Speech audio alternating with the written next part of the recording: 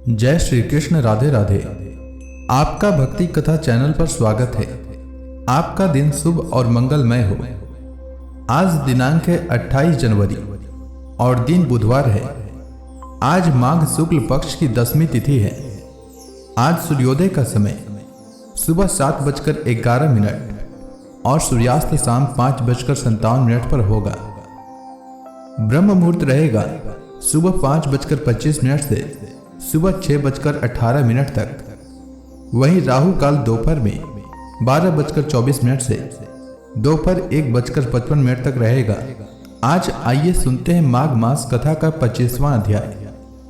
पिशाच ऋषि से कहने लगा कि हे मुनि, केरल देश का ब्राह्मण किस प्रकार मुक्त हुआ, यह कथा कृपा करके विस्तार पूर्वक कहिए। देवद्युति कहने लगा, केरल देश में वासु नाम वाला एक वेद पारंगत ब्राह्मण था। उसके बंधुओं ने उसकी भूमि छीन ली, जिससे वह निर्धन और दुखी होकर अपनी जन्मभूमि त्याग कर देश विदेश में घूमता किसी व्याधि से ग्रस्त होकर मृत्यु को प्राप्त हो गया। उसका कोई बांधव न होने के कारण उसकी वैदिक क्रिया नहीं हुई और न ही उसकी दाह क्रिया हुई। इस प्रकार क्रिया के लोप होने से निर्जन वन में प्रेत होकर चिरकाल तक फिरता रहा। शीत ताप भूख प्यास के दुख से हाहाकार करता हुआ वह नंगे शरीर रोता फिरता था, परंतु उसको कहीं सद्गति नहीं दिखाई देती थी।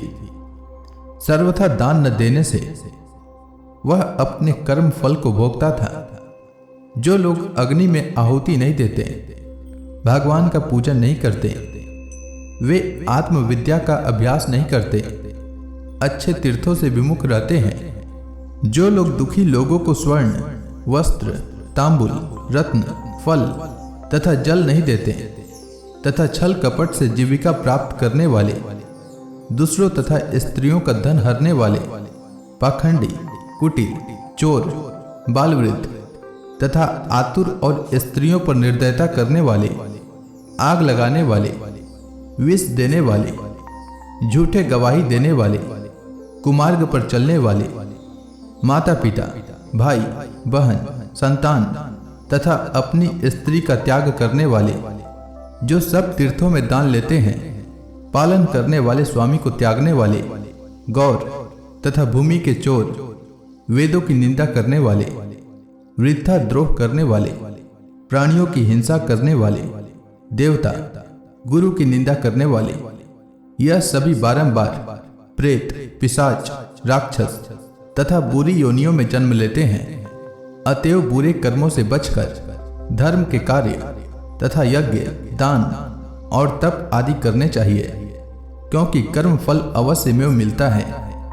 इस प्रकार प्रेत की गति देखकर पाप कर्म कदापि नहीं करने चाहिए। ब्राह्मण कहने लगा कि इस प्रकार उस केरल ब्राह्मण ने उस पर्वत पर अधिक समय व्यतीत करके एक मार्ग में एक पथिक को देखा, जो 2 गगरियों में त्रिवेणी का जल लिए हुए था, आनंद पूर्वक भगवान के चरित्र का गान कर रहा था। प्रेत ने उसका मार्ग रोककर कहा कि तुम डरो मत, इस गगरी का जल मुझको पिलाओ, नहीं तो मैं तुम्हारे प्राण ले लूंगा।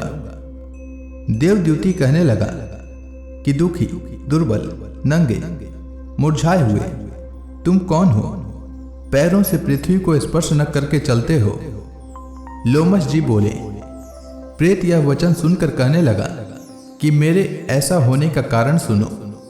मैंने कभी ब्राह्मणों का दान नहीं दिया, अत्यंत लोभी, क्रियाहीन, दूसरे के अन्न से पलने वाला था। मैंने कभी किसी को भिक्षा नहीं दी, न दूसरे के दुखों से दुखी हुआ। प्यासे प्राणियों को मैंने कभी जल नहीं पिलाया। मैंने कभी छाता, जूता इत्यादि का दान नहीं किया। न किसी को जल का पात्र, पान या औषधि किसी को दी। न मैंने अपने घर में कभी किसी अतिथि को ठहराकर उसका सत्कार किया। अंधे, वृद्ध, अनाथ और दीनों को मैंने कभी अन्न से संतुष्ट नहीं किया और न ही किसी रोगी को मुक्त किया। न कभी ब्राह्मणों को दान दिया, न कभी अग्नि में हवन किया, वैशाख आदि मास में किसी को ठंडा जल नहीं पिलाया, न ही मैंने बड़ या पीपल का कोई वृक्ष लगाया, न किसी प्राणी को बंधन से छुड़ाया, कभी कोई व्रत करके शरीर को नहीं सुखाया। इस कारण मेरा पूर्व जन्म सब बुरे कार्यों में ही व्यतीत हुआ। मेरे पूर्व जन्म के कर्मों से ही मेरी यह गति हुई है।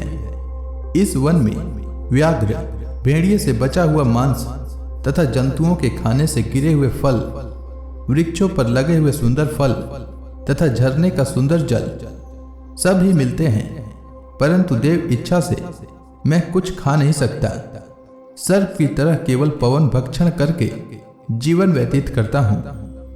बल, बुद्धि, मंत्र, पुरुषार्थ से लाभ हानि, सुख दुख, विवाह, मृत्यु, जन्म, भोग, रोग तथा वियोग में केवल भाग्य ही कारण होता है। कुरूप, मूर्ख, कुकर्मी, निंदित तथा पराक्रम से हीन मनुष्य भी भाग्य से ही राज्य भोगते हैं। काणे, लूले, लंगड़े, नीतिहीन, निर्गुण नपुंसक भाग्य से राज्य प्राप्त करते हैं।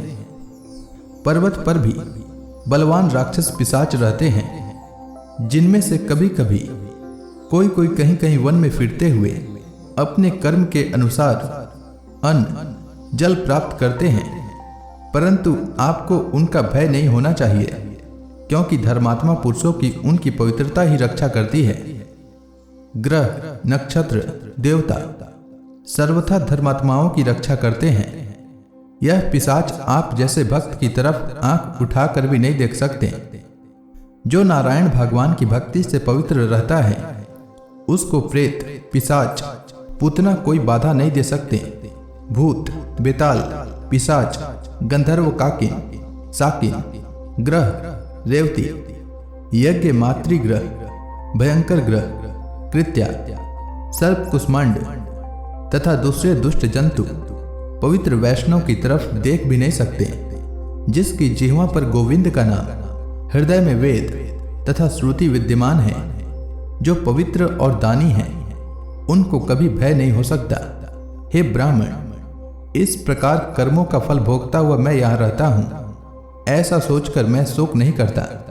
एक बार मैं जनवालिनी नदी के किनारे पर गया था। वहां पर घूमते हुए मैंने सारस के वचनों को सुना था।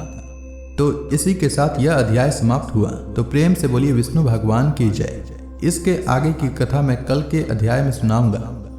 तब तक के लिए भगवान श्री हरि विष्णु का नाम जपते रहें।